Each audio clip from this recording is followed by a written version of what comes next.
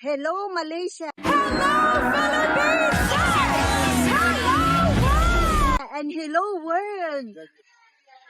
They are invited me for this Perikatan National. It's something like a forum, pambansang alyansa. So welcome. I think the big boss or the big man is already here from Kuala Lumpur. Welcome to Talk with Elvon. Talk with Elvon. Kwento. See you later. I have a doctor in the Philippines named Talk with Elvon. Alright. So I just want to know your good name, sir. I'm Ronald. Ronald. Yeah. In the Philippines, they'll call it Ronald. Ronald. Okay. You've been in Philippines, right? Yeah, I've been to a number of places. Yeah. Nice place. Yeah. Sabahan like to go to the Philippines. Just contact me if you want to go to Philippines, and I will be the one your tour guide. Welcome to my political gathering here tonight. Yeah, Mr.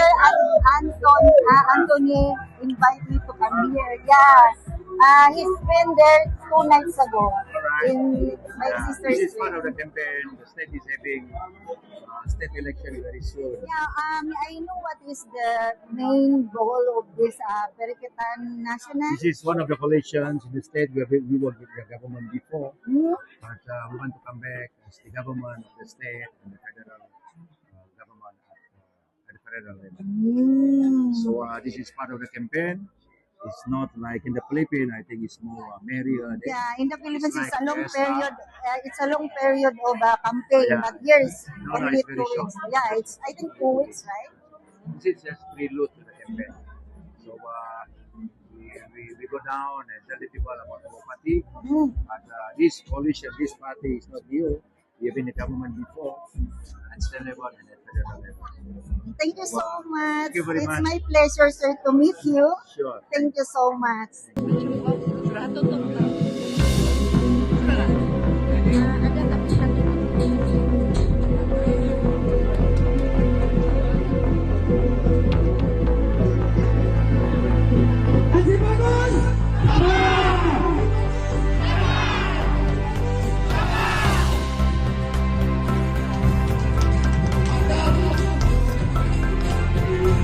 Berkesempatan mendengar ucapan daripada Panglima Perang kita yaitu Datuk Seri Ronald Gandhi.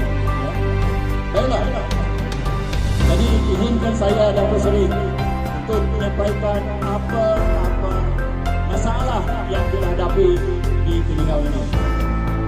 Pertama sekali, rakyat masjid, kampung masjid. Betul kan tidak? Kamu mau itu dilihat di pena traffic light atau tidak? Ini kamu selalu tanya dengan saya. Jadi, kalau mahir, saya berharaplah hari ini Datuk Seri ada di sini. Sokonglah kepimpinan Datuk Seri Ronald dan Dr. Ronald yang boleh kita dah. Perkataan masih bagus. Datuk Dr. Ronald Gandhi.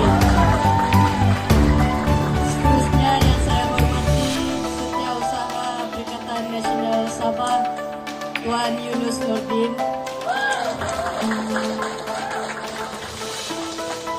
Dan yang paling saya kasihi Ketua Bahagian Keningau Tuan Johnny.